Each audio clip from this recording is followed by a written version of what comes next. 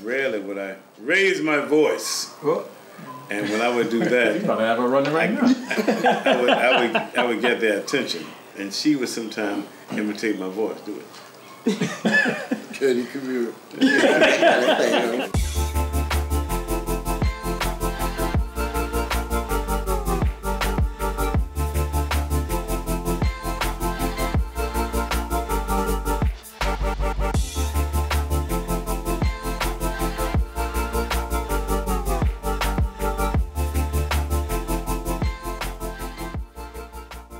So everyone, welcome to The Nugget, the show where we talk to amazing, accomplished individuals and the nuggets that they have to impart upon us and how that can help us to fulfill and reach our goals and dreams. I am your host, Joanes. That's spelled with 2 syllables. That's joie and ness. And that's 2 syllables, not syllables, joie and ness.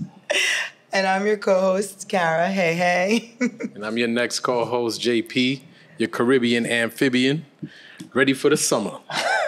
I need a pool. I need some water to jump in. Yeah, I was wondering what is it Brooklyn something? Is Bronx something? Is Caribbean something? Every day is gonna be something. Every show is gonna be something, which we look forward to.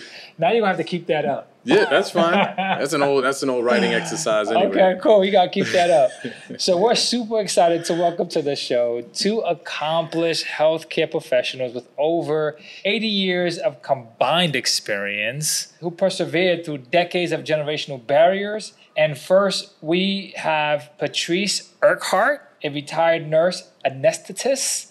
That's a word that I had to learn from my good friend, Kara.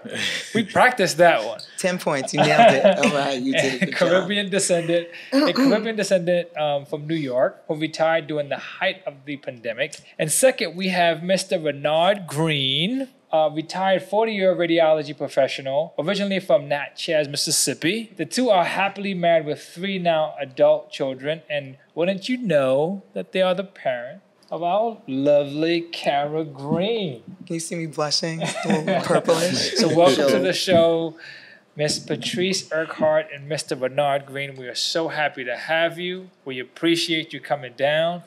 Let's get down to brass tacks. All right. I have to say I'm very excited about this intersection between what I've been able to glean from the 2 of you for my entire life. Like, you're constantly giving me life lessons, career lessons. I'm taking all this in and sharing with my friends in terms of, serious lessons and conversations and jokes. And I said, I just have to find a way to share this with more people. So sharing, what I've learned from you in this really modernized way is really exciting to me because I know you don't listen to podcasts. But now here we are having you on a podcast. So this is just, I'm bursting. So thank you so much for making the time to do this today. I would like to say something. Sure, please do. How do you pronounce your name? Joanes. If you can say that, you can say Natchez and you can say anesthesiology. Anesthesiology. Okay. You got it. Natchez anesthesiology. All right. If you can say your name, you can have I can say, okay, anesthesiology. Anesthetist. All of that. We are honored that you all are here. We're super happy. That makes us want to ask, how did you guys meet? Okay. You can tell the story. First of It's all, always a negotiation. First of all, at the age of 25 or 24, I decided not to date anymore. I wasn't meeting complete or close to complete young men. And maybe I wasn't, that kind of mold that they were accustomed to. Are you enjoying the conversation? Please like and subscribe to our channel. Be sure to hit the bell for notifications and be the first to know when new episodes drop. Do you have any nuggets of wisdom to share? We'd love to hear from you on the nuggets you've learned. Please comment below. And I wasn't going to waste my time. I didn't think I was going to get married. Early on in life, I decided that I wanted to get a job that would make me an independent person. The family, the generational cultural stuff that was going on that was becoming more and more difficult for me to deal with. So I went into nursing, and I didn't go into nursing to find a husband like a lot of people did. Didn't know that was a thing. Okay. You know, because a lot of them are unfinished too. You know, you spend a lot of time in school, you know, or missing on a lot of social skills, or those who think that they can walk on water. You know, and give me a break. I like somebody real, which wasn't happening unless I were to put, you know, a man on the slab and start creating him from scratch. Dr. Frankenfurter. Well, anyway, I got that. So, and then I said to myself, you know what? Since I'm dating myself and it's okay, I really enjoyed it. Going to westerns like Man Called Horse, I walked out because it was a bit too graphic for me. The screaming, the pain. You know, there's a link between that and why I decided to go into anesthesia. Working in the emergency room, I loved it. It was fast-paced. It fit my personality. And I've seen a lot of stuff. I did a lot of things, which was nice because I had permission to do those things with medical directors. So I had a lot of experience, you know, stitching people up during blackouts and delivering babies in the dark, going out on emergencies where young men got shot in the head or the chest and still survived. Wow. You know, even though one young guy, half of his head was gone, brains, eye gone, but 3 or 4 days later, I saw him sitting up and we had a conversation, which was amazing. Now that doesn't happen. Well, anyway, I got enough of the emergency room, and there's a lot I could say about that. And I decided that I wanted to, you know, have a family. So I said, let me move up, go into a program, a little bit more cerebral instead of visceral, because the emergency room, I felt like I knew enough, and it was time to move on. So I went with the thoughts of being independent, buying some property, and adopting a couple of children or more. Which she did. She adopted me. No, you're more than anything. So getting back to Renard. Now here comes your boy on the white horse. So I'm going to make this part brief because I'm bringing it all together. I like to hear Dad's side of it too. I'm just going to say this. I wasn't. Sometimes you don't look for what you need. And sometimes what you need is right in front of you or behind you, you know, and you just never know. While I'm going about trying to achieve my goals on a coffee line one morning with my contact lenses stuck to my eyes because they didn't have the... Do you have an audio podcast? Are you looking to grow your audience by expanding into video? Partner with Prosper Digital TV, a virtual and full-service video production company with a dedicated team ready to expand your podcast into video. Visit www.prosperdigital.tv or call 718-622-0062 to get started today. The drops, something like this, like cornflakes, that's what they felt like. And then this gentleman was behind me. I stepped on his foot by mistake. I turned around. I saw his aura. And you can see. Okay, so what happened is that when I first came to Kings County Hospital, as I was completing my undergrad there in healthcare professional, when I started working at Kings County in the emergency room at night, among the fellows, I was talking to one of the guys, and one of the nurses. I said, "Yo, man, y'all have no real nice honeys up in here. What, you know?" Man, y'all got no pretty girls. What's up with this thing in the hospital and the honeys? I didn't know. We're gonna come back to that. That's something I didn't even know. But people, I didn't know that was a field or a place. Yeah. It might be a show in there. So ER. Absolutely. Okay. Well, there are some people that when you come into an environment where there are other people, you just kind of scan around and see who's who, what's what, and see who's pretty, who's not, and this and that kind of thing. So you just kind of scan them. So I had mentioned to him, I said, "Yo, man, you got no..." So he said, "Well, what you like them? Big, little, big bone, da-da-da-da-da."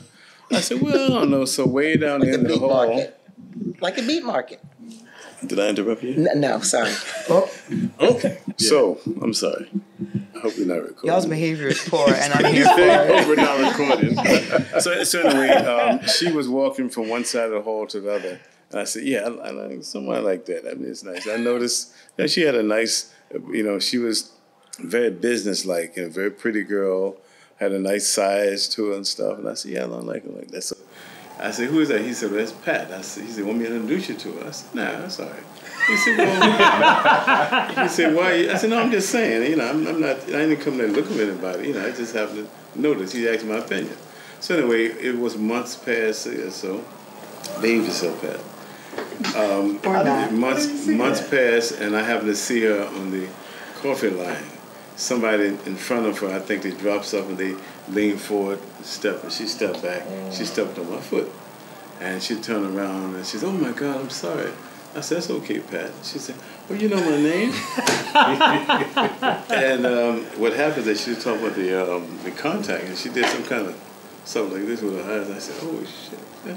I thought someone was up with her eyes, or, you know. He thought she was cross-eyed. No, he thought I was on drugs. That's what he I didn't want to say it, but anyway, something looked something was afoot, you know. Something was a foot. Not on your foot. It was on You don't have to laugh too hard on that. So anyway, make a long story short, you know, she said, how'd you know my name? I told her the guy that talked to her, such and such. So eventually we got to talk, we exchanged phone numbers, and that was pretty much it. So we talked for a while on the phone, just about every day. 3 weeks. Oh, wow. For a few weeks until it was May 30th that we actually got to go out, you know. So I went over to her place, and she had a little idiot cat. Anyway, so, you know, we just kind of like, you know, started to hang out, and it was a good experience, and I can honestly say that those are good times. I have no regrets. It was like I'm not gonna go so far as to say divine intervention, but it was meant to be, and so far it's like 40 years in coming. Wow, That's amazing. that is amazing. If you have to pick one thing that has been at the core of 40 years. I will say, when you interact with someone, another human being from another household, from another lifestyle, another environment, it's some sort of an aura they exude that you kind of like pick up on it. With her, I met her, and she had that something very natural about it. She made a lot of eye contact. It's very friendly, very smart. In French, we call it je ne sais quoi. If you can say that, you can say that. Yeah, so it was refreshing. Because where I came from in the South, Natchez, we interact with people. When you meet someone, you know, since it's COVID now, we do a lot of fist bump. When you meet someone, you get into, you give a handshake, and you make eye contact. And that's the eyes are the windows of the soul. And I saw that in her, and she was a very smart girl. We played a lot of little puzzle games and stuff, and that was very interesting. And she's been talking ever since. But the thing that I must add, which is interesting, he saw the little girl in me and nurtured her and cuddled her and rocked her, which was amazing. Because she sits on my lap today sometimes. But the thing is because he saw that was very special to me, because even today it's so important that we talk about, you know, childhood trauma, you know, that's not being addressed. I had a lot of childhood traumas. A lot of layers. Right. I'm glad that it didn't interfere with us having a relationship, because some people would just divorce themselves completely, you know, and not ever trust again. I understood one thing, which helps a lot, and my brother, who was 14 months older than me, told me when I was about to go to high school that all men are dogs. Now, he probably didn't, it shouldn't have been said, all men, but I guess during that time, where one towards sexual harassment, you know, respect for women, misogyny was going on all the time, whether it be at the workplace, on the subway. I mean, like, how many times have I felt like a broomstick is in my back, you know, and innocent. And I think that women become so guarded and hurt, because when you think women are almost raised from yesteryear and some to this day to be a masochist, because they're people who have emotions, and whereas the guy is, you know, like he's just walking testosterone. And until, you know, that hormone shifts where women gain some testosterone and men lose some testosterone, because they both have the mix, then they would understand what it feels like. And I noticed that some women have gotten so hurt that they become the abuser. And when a nice guy comes around, he's not seen, appreciated, and the cycle goes on, and you just have very difficult times for both sexes. And this is not in my notes, but I noticed throughout the parts of your relationship that I've had a chance to witness that you know each other so well at this point, after 40 plus years, that you just vibe off of each other. Like, I can't tell you how many times Mom will call me and Dad will call me minutes later, like they just, to tell me the same thing. And I'm like, weren't you in the same room? But it must be that there's something, you know, just between you that's just unspoken and comes from knowing each other so well. I mean, you really finish each other's sentences and thoughts. And I think, and I would imagine, correct me if I'm wrong, that comes from the foundation you set early on in your relationship to be brave enough to be vulnerable with each other, right? For you to be brave enough to share your traumas and for you to be brave enough to do the same so that you can kind of answer each other even when you don't state the questions or when you don't state your needs. And you know the thing that we talk about, I'm sorry, Kara, like, you know, the generational thing, you know, where people were raised, where they come from. And, you know, this whole cultural thing, you know, sometimes that could inhibit, you know, growth in their children. You know, where they feel like they have to go about life a certain way because this is the way they do it in Jamaica or this is the way they do it in Trinidad or whatever the case may be. I just, as a young person, I didn't believe that. And I was sitting on the fence because, like, I have this Jamaican influence, but I'm born and raised here in this country. So I'm, like, seeing things, I'm on the fence and I'm hearing ridiculous stuff from both sides. And say, this doesn't make any kind of sense. Yeah. Whether it's the culture, who makes the best rice and peas, colorism, the whole thing. Yeah. And I decided, you know, that I like this and I don't like that. And I'm going to speak up. And I got licks for it. You know, some I was able to hoo-ha, you know, and laugh and run. Not the judo chop. Oh, listen, I have, yeah. Well, how does that compare to your experience, Renard, coming from the South? Expand a little bit on that. What do you mean? So, in terms of how you've developed within your marriage and how you two have been able to balance having a successful marriage while in such a demanding field like healthcare. A lot of times people's temperaments, their personalities are a product of how they were raised and how they grew up. So tell us more about your experience growing up, because...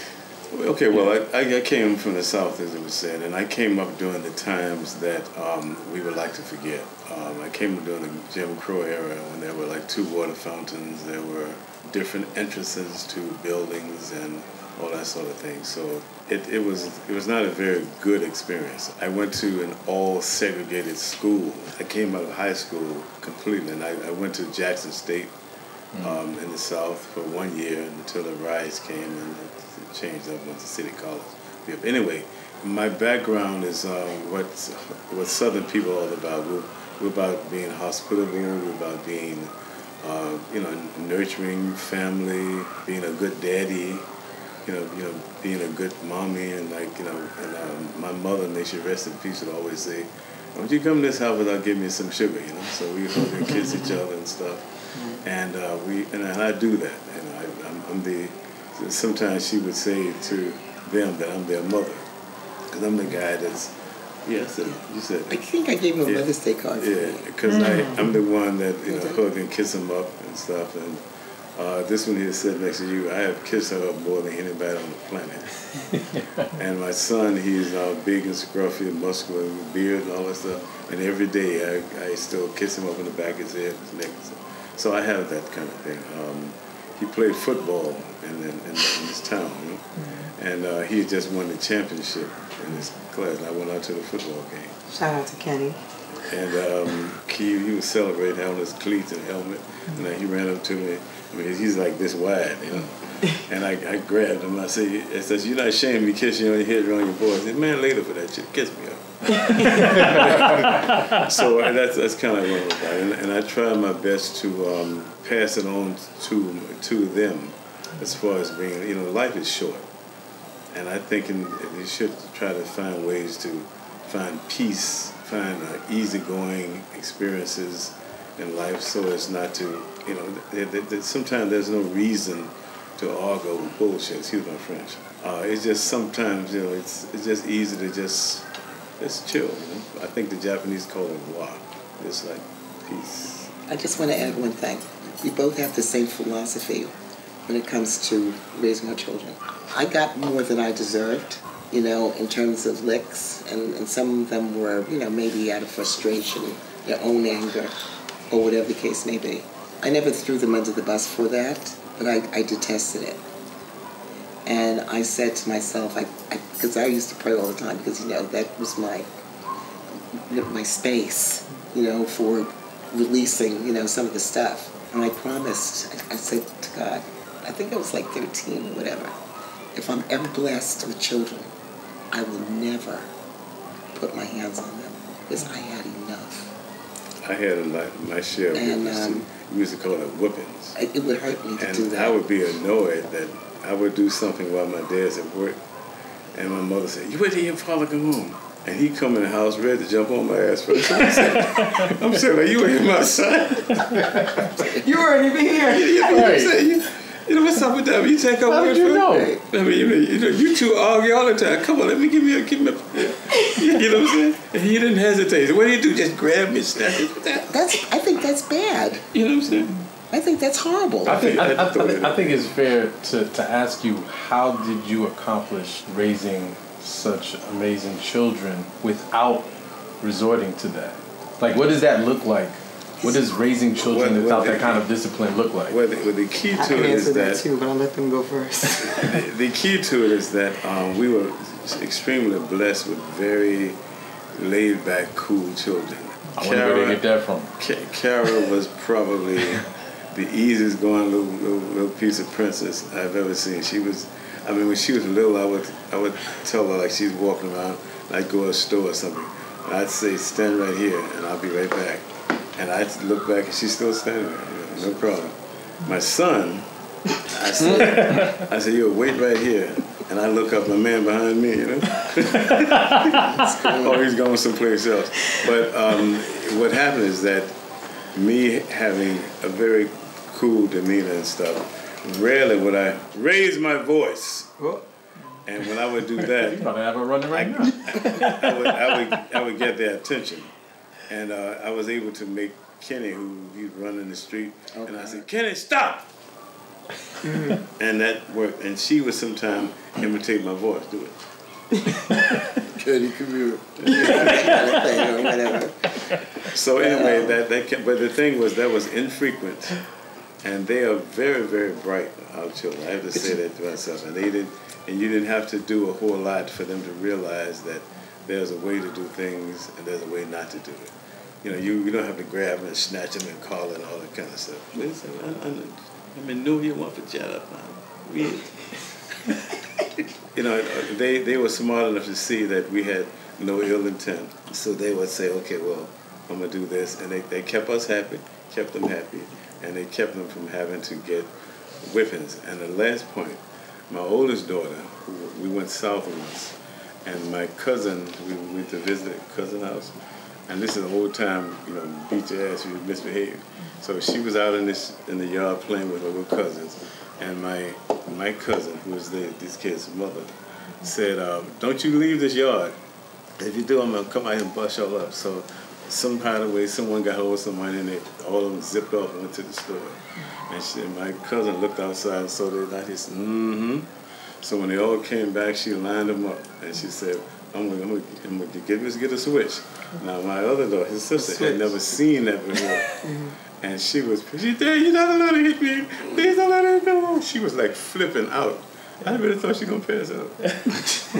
because she knew that the others were going on there. Didn't I tell you not? That kind of thing. Mm-hmm. And she had never seen that before. And that really scared her to death. She didn't spank her, by the way, but she shook up enough to. And I tell you, she was well disciplined for a long time. Your turn. I think, to further answer the question, what was important to me, because culturally I was told to be quiet, smart, and non-opinionated. My kids have brains, they have feelings. Our kids, all children have feelings and opinions on things. And they need to feel like they have a space in order to say what's on their mind. And I support that. And I'm not going to say it's being rude, because you can't stifle a child. It's the worst thing to do. Are you enjoying the conversation? Please like and subscribe to our channel. Be sure to hit the bell for notifications and be the first to know when new episodes drop. Do you have any nuggets of wisdom to share? We'd love to hear from you on the nuggets you've learned. Please comment below. Do you have an audio podcast? Are you looking to grow your audience by expanding into video? Partner with Prosper Digital TV, a virtual and full-service video production company with a dedicated team ready to expand your podcast into video. Visit www.prosperdigital.tv or call 718-622-0062 to get started today. If you stifle the child, you do that at home, which, I was stifled. I was the one that was told that when you go to the beach at a picnic area, you cut your fried chicken with a knife and fork. Come on. On the bone. On the really, bone. I'm 7 years old. People making fun of me, at a picnic table. Wow. So I was not able to have opinions. You have an opinion. You have feelings. And if you say something, I'm not gonna take it personal because we are learning each other too. And I'm seeing you grow up. I remember how it was when I was growing up, and some things that really bothered me that, and because of being stifled with certain things, I didn't know how to deal with people. I'm learning along the way. Because when you stifle, and it's like you cannot speak out on certain things, and things can happen to you because of that, because you don't have no power. You take away that opportunity to learn. Right. But then again, you feel like you have no power. And I had to learn that I have power. The situations where I showed my power. And it was great because I'm still standing. You know what I'm saying? Especially girls, you gotta love them. So when my brother told me that all men are dogs, going back, the things that he was reading during that time was Iceberg Slim. I don't know if you ever heard of him. I read that too. He was his wife was the one who penned, his autobiography. A lot of guys wanted to be like him, wearing the Italian suits and, the sharkskin pants and that whole 9 yards. And then The Hustler with Paul Newman during that time. So he used to shoot pool, but Norman was cool. And he loved me enough to tell me, be careful. So then I figured out this whole thing about why sometimes, when women are growing up, young girls growing up, and they, I'm in love, but they're not feeling that yet. Or it's not a healthy feeling. The guys are not feeling that yet. They're all standing up at 1 o'clock. You know what that means? When you stand up at 1 o'clock? Exactly. Or it's just not a healthy feeling. It's so when they reach 3 or 4 o'clock, now they want to get engaged and get married, and 5 o'clock they want to hold hands, But when you're 1 o'clock, you want to go, you're busy with the time that you have. Well, anyway, you know what time it is at 1 o'clock. Listen, that all you got to run. Run away. Do you have an audio podcast? Are you looking to grow your audience by expanding into video? Partner with Prosper Digital TV, a virtual and full-service video production company with a dedicated team ready to expand your podcast into video. Visit www.prosperdigital.tv or call 718 622-0062 to get started today. Oh, sorry. You're going to have to throw a visual on that. To finish your answer about kind of keeping the kids in line, I think something that kept me in line, because I did things I wasn't supposed to do, but, nothing that left a mark. And I think that just the thought of disappointing either of you was enough to keep me in line. I knew what my expectations were, and I knew what it took to stay within them, right? And you gave me enough space to be myself with the guidance of life lessons to do my best. So I think I had enough space to, carefully make mistakes and to try my best to make you proud, So I think that's what kept me in line. It was that question that you had asked, how were we able to be professionals, Yes. and a lot of times we're away from home. I didn't have any sisters. I had two brothers. One, he left us sooner than he should have. And my other brother, he was busy with his family in another state. My parents were a little older, and I didn't start having children. When I was 30, I started having children. I had my son when I was 40 years old, which was great. I loved it. It was the best. I just loved being pregnant. I know. I thought I would get pregnant 30, 40, 50. It didn't happen when I was 50. Well, anyway. Thank goodness. Who got time for that? So we worked opposite each other. Morning shift, night shift, is that what you're talking about? So I worked initially 5 days. Renard worked weekends, and then evenings. So we didn't see each other That's on like weekends. My parents. Wow. And then Thursdays he had to do something. They gave him some time on Thursdays. So I took off on Thursdays. So there was always somebody around the clock. I guess maybe we were a little overprotective of you guys. Maybe. You think? I just learned how to cross the street this month. Oh, I'm sorry. So I'm kidding. I'm sorry, Kara. I'm sorry. But at the same time, permissive, because when you were in high school and your friends would come over at 1 o'clock on a Saturday night, my door was open. And DeBrickashaw was one of them. Wait, for what game? What team? The Jets. The Jets. Now, when he came in, the whole kitchen would shake, And 6'5", 240. Yeah, they'd come in 1, 2 o'clock, good kids, not drinking, whatever. And I say, here's the turkey meat, here's the red peppers, the onions, and everybody had their chore. And they cooked. It was great. Wow. And then even these big, strong guys, because you and Ashley were playing, my mother told me. A lot of my friends were like track stars and basketball, football players and stuff. So we would all hang out. Yeah. And it was wonderful that my parents. And then they'd watch Karen and Ashley playing. And then they say, well, I saw my sister doing it. And they're like, my mother told me. I wish I had that on tape. Because they were so ultra,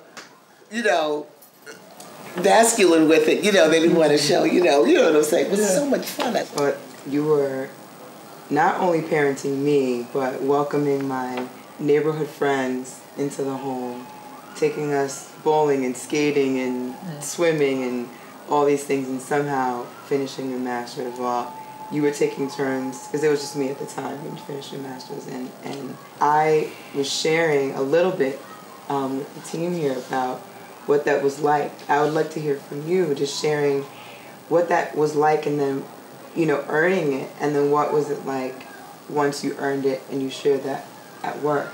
How was that received when you took that step for yourself? Well, this is the thing, unfortunately. Whether you're in school or you're in a program, no matter what experience you've had, because even before I went to anesthesia school, I was working in the emergency room, a head nurse, relief supervisor at the age of 25 of 60 people. So I wasn't there to be looking, for, husband. Renard said I should have gone into veterinarian school, but I took this job because I really love people. But you love animals. And I love animals too. I love animals. Critters. I really love people. And I was working in the community that I grew up in, that I understood, that I could speak to at a grassroots level, and I felt like I was making a difference. I'm not patting myself on the back, and I loved it. I really loved it. I enjoyed the energy, even though, some traumatic things have happened. I got hit in the face with a crutch, and, a guy on PCP grabbed my clamp and was chasing me down the hallway, inches from stabbing in the back. I mean, some stuff happened. And I had to beat up a girl. It was perfect, though. Before you get to that, let me get to Renard. What brought you into your profession? When I was coming out of high school in the South, there weren't a whole lot of options for me in Natchez, Mississippi. I mean, if you want to make a living, you have to probably be an undertaker, or you would probably become an educator. And a lot of the jobs were like, labor. There weren't a whole lot of people encouraging you to go into the sciences or to become a pharmacist, a doctor, or a lawyer, because you didn't know many people. I had a cousin who became a lawyer, but he was such an oddity. Like, whoa, this guy, wow. When I was at Jackson State, I was a bio major. I said, I want to be a physician. I kind of took a lot of these courses, and there are things I took which I'll never use in my life, molarity and molality and crystal lattice formulas and stuff that I'm going to tell you. Anyway, so I just kind of lost interest after a while because, I didn't have a lazy brain, but I just wasn't willing to put the time into it. And I found that it just didn't interest me anymore because my interest was probably less altruism, but selfish. It'd be great to have the MD title, have the license plate. I mean, that kind of thing. And you can, as a physician, you can open doors all over the world, But anyway, so I started that. Then as time passed, it just kind of waned away from me. But then I ran into someone who was doing this radiology program. I applied and I was accepted and I did well with it. And I practiced radiology for 8 or 9 years before I decided to go back to school and finish to get my bachelor's. This is where I met my beautiful bride. I just had this knack for helping people. Plus, I enjoyed the science of it. I enjoyed the excitement of when, it's not from their sake or my sake, someone gets shot, for example, and they rush him into the emergency room. One opportunity to take a radiograph to find out where the bullet is. They shoot him up to the OR, and you have to come up with that film, stick it up on a light like this, and they say, well, the bullet's here and there, that kind of thing. And you had to know what you were doing, because you don't want to come up with the picture was too light or too dark. So when the hell's a bullet? Then they have, delay the surgery. It could mean someone's life. So anyway, I got pretty good at it, doing different type of studies and finding that fracture, which would sometimes miss if you get the right angle. So it was a science to it. And maybe I just thought I was too smart after a while. I was getting bored with it. So I went back to school and I, got a bachelor's in radiologic sciences. So that means I was considered as an administrator and as an educator. So it just blossomed from there. Your choice is to choose different. I can gather that if your parents mistreated you or your parents did not raise you with the most affection, it's probably because that was learned behavior. But it seemed like there's a point where you said, this stops with our line. Where did that come from? To make a choice to say, okay, generation, I'm gonna not replicate that. Because I wasn't raised, the belt was something I feared, and temporarily. After a while, right, I was just I could just kind of equate. I'm like, okay, I'm gonna stay out to 2. I'm gonna get a whipping, and I could equate the 2. I'm like, okay, how good of a time am I gonna have? Is it worth it? Is it not? We're gonna go have some good time. I just kind of knew, and I'd break rules. Knowing, I remember when I got my first part in my head, I knew that I couldn't wear my hat all night long. I'd eventually, right, because I was told, no, I can't have a part in my head. I'm like, okay, all my friends have a part. Or getting an earring, all my friends have an earring, right? I mean, all the things that I'm like, okay, we're going to do this. See, the reason why I got whippings from my father, and this is sad, he was, the darkest out of 13 children. He came to the United States. I mean, he told us that, we had to walk to school barefoot and all that. And I think he was just saying that to make us feel like, don't ask for so much from us. And we didn't, But he didn't have that. He had a brother who was born in the 1800s. Yeah, Uncle Milton. And he has seen the English beat their slaves, by having them, on a post with their wrists tied, and Uncle Milton did the same things to his children. Wow. He was taught that. Wow. My father, when he came to this country to go to school, he went to Tuskegee Institute for Agriculture, and he went to McGill University for Animal Husbandry. I cannot imagine what he went through in the 40s down south. He never spoke about it. So when I'm growing up and I'm seeing, images of Malcolm X or other, civil rights figures on Like It Is, and I'm questioning him, he never spoke on those things. He had a lot of different things going on, and then, my mother didn't want to move back to Jamaica. That's where he could realize his college education. He never told me these things. I had to dig and find out, who is this man, and why is he acting the way that he is. And then I would speak to his siblings and put the composite together and say, wow, I have to give him a pass. So it was frustration, and he took it out on me because, I'm not being the perfect child, because I'm questioning, why are you beating me? Why are you treating my brother this way? When I questioned, I got beaten. And sometimes ridiculous. And I said, look, don't beat me, punish me. Because I'm not, and I'm speaking like an adult. And that would make him want to beat me more. Yeah. Because I didn't want to relinquish my power. If that's what I was calling it then. And, you can squeeze and you can do whatever you want, but I'm mercury, I'm sand. You do this, I'm going to, eventually I'm just going to slip right through your hands. And I feel sorry for him. Because he was very smart to get into McGill University in the 40s. And I'll come back to that. So there's two things here. The trauma of growing up in Jim Crow South did not suffocate you as a person and as a man. How do you know that? Well, based on what you have shared. Two things you've shared is that you're very affectionate with your children, and knowing the stress and all the different impact that slavery has had, that's the opposite of love. Well, I tell you, I try not to think about it too often because, there are movies and there are a lot of programs that come on TV lately with all the politics and drama going on, that these things are resurfacing. And I have apologized to my children and say, man, I'm sorry that y'all going through this shit again. But I can remember some experiences where the Ku Klux Klan had a parade going down the main street of my town. I remember people would come up missing. I remember some of the atrocities committed against young black women. Do you have an audio podcast? Are you looking to grow your audience by expanding into video? Partner with Prosper Digital TV, a virtual and full-service video production company with a dedicated team ready to expand your podcast into video. Visit www.prosperdigital.tv or call 718-622-0062 to get started today. By some of the people that had the powers at the time. I was in Mississippi as a youngster. I think I was 8 years old during the Emmett Till experience.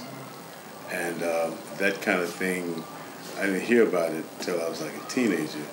And that's when I was getting of age. We were starting to learn about people like Martin Luther King and all of them. Then I had my little afro and my dashiki. And my afro picked with the fist. Come, you know what I'm talking about. I totally know what you're talking about, of course.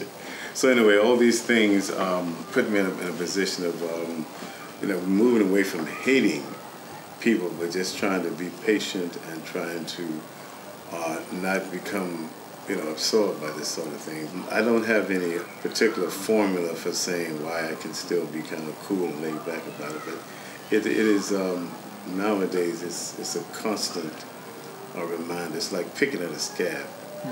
Am I an angry black man? No. Yeah. Do I have anything on the back burner? Yes. Understood. Low flame. Understood. Sitting on the edge of my chair. What you saying? Okay. You said that he saw the young girl in you and he nurtured that young girl. That meant a lot. It was healing. And, without being able to identify exactly what that was until we explored that, I felt protected. Even if he wasn't around me, I felt protected because I felt loved. Because like with certain cultures, they don't say I love you and they don't say I'm sorry. And Renard made it all right. Yeah, you made it all right. Thanks, Renard. Somebody's trying to bring us back there. When I think about, your experiences, and I really appreciate you now being in the coolest club on the planet, the Club of Retirees, the Everyday Saturday Club. Mm-hmm. I think about, just the breadth of experience that you both had, and it's so much fun to me to think about people walking around who you may have given anesthesia to or trained, or people whose scans you've read or pictures you've taken. First of all, thank you both. Yes. Pat and Renard. I mean, Mom and Dad. You've done so much here for us today, and of course for me, but for anyone who might listen to this, is there a nugget you'd like to leave on the table for our audience? You know something? The thing that is so important to me, because I was able to, recapture a relationship with my parents. It took a while. There were no, sorries or, nobody got thrown under the bus and all that, because it's hard to have relationships are hard. Mm-hmm. And depending on how many outside forces, come in, I think it's important to, go a little deeper with our family, and don't be afraid to ask some questions. Don't be afraid to try to change the dynamic of the relationship. Sometimes they need help because they were treated a certain way. And you can even apologize for that and say, I'm sorry it was like that for you. Because I saw what was happening from my grandmother to my mother, and then from my mother to me. And I understood, because my mother was not my grandmother's favorite. And she did the most for Grandma. And I wasn't my mother's favorite, but I did the most for my mother, you know what I'm saying? And I felt bad for her because she missed out on a lot. So if we could just let our parents know that. My nugget is... That's all. My nugget is in management.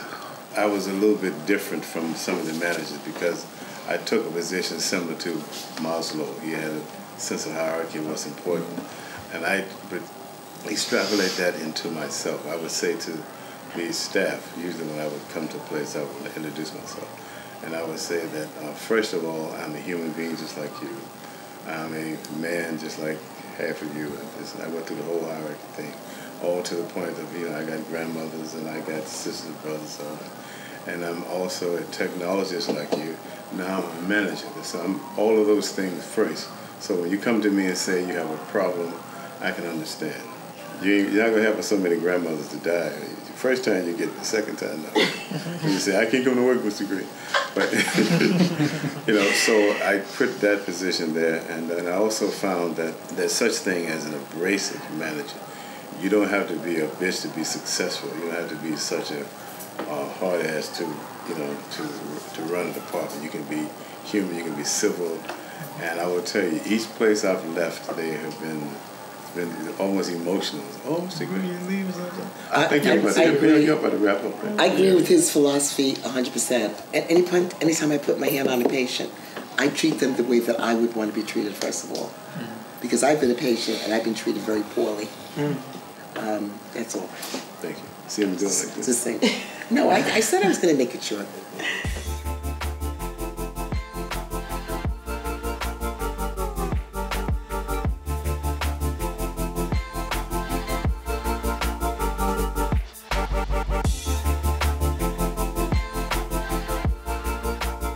Thanks for watching the latest episode of The Nugget. Please like and subscribe to our channel.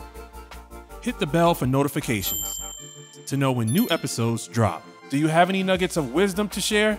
At The Nugget, we're all about fostering conversation. So please jump in the comments section and share your wisdom with us.